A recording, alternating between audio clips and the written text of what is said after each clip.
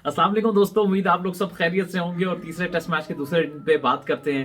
आगाज किया पाकिस्तान ने, मुनासिब आगाज था। बॉलिंग में मीर हमजा ने बहुत आउटस्टैंडिंग बॉलिंग की, अच्छी लाइन और लेग के ऊपर बॉल की स्विंग किया, काफी मरतबा बैट को बीट भी किया।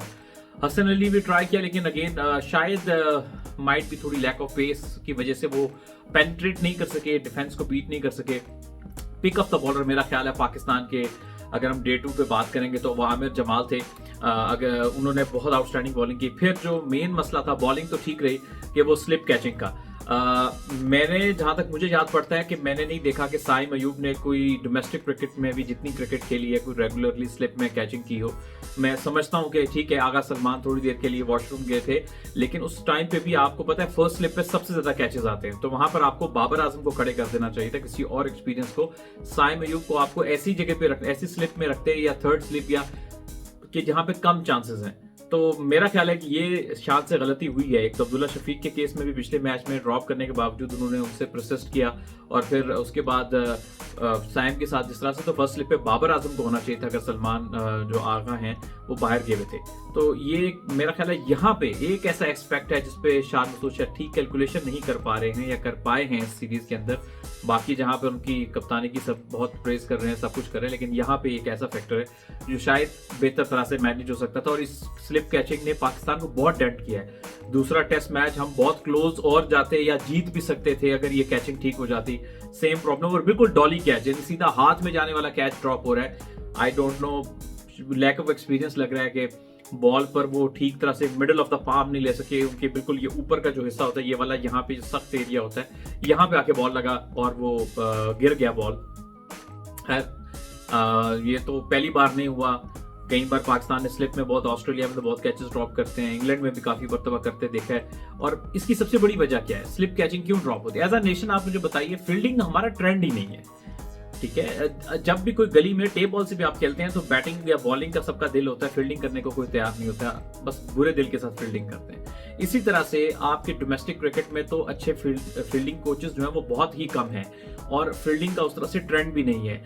आप मतलब सितम ज़रीफी तो ये देखेंगे, आपने अब्दुल मजीद साहब को ये जो है वो पाकिस्तान टीम का फील्डिंग कोच लगाया हुआ है, जो किसी भी लिहाज से इंटरनेशनल स्टैंडर्ड पे पूरे नहीं उतरते हैं। तो जब आपने नेशनल लेवल पे भी ऐसा कोच लगाया तो सोचिए नीचे क्या होंगे, और क्या है आपके फील्डर्स सीखेंगे। इससे पहले श्रीलंका में आफ्ताब खान साहब थे, तो आपने आउटस्टैंडिंग कैचिंग की थी, ठीक है। श्रीलंका की कंडीशंस का यहाँ जमीन आसमान का फर्क है, वेदर का, बाउंस का, सब कुछ का, लेकिन फिर भी आपने चले एशिया में ही सही अच्छी फील्डिंग की, तो उसको चेंज करने का क्या मकसद था, मतलब मुझे नहीं समझ आई।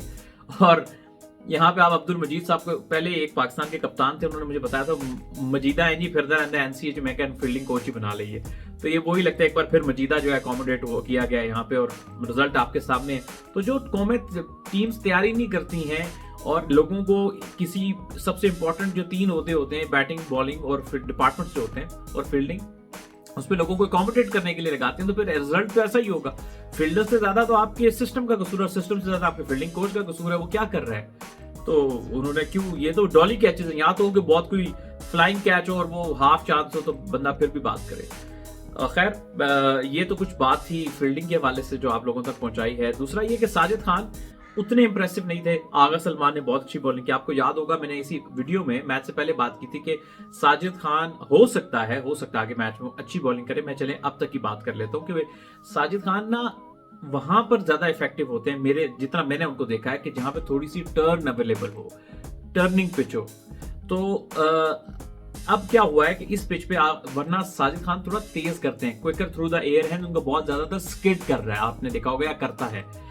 उनके गेंद उस तरह से ब्रेक नहीं हुए हैं साजिद खान के। उनकी 8 विकेटें जो बांग्लादेश के खिलाफ थी वो एक टर्निंग ट्रैक था, ये टर्निंग ट्रैक नहीं है। यहाँ पे जो पैचेस बन रहे हैं ट्रैक के ऊपर, वो उससे अगर कोई आपको पैचेस यूज कर पाए तो उससे थोड़ी बहुत बीच में कोई ऑट बॉल ब्रेक हो रहा है या बाउंस ले रहा है, वरना बॉल सीधा रह रहा है।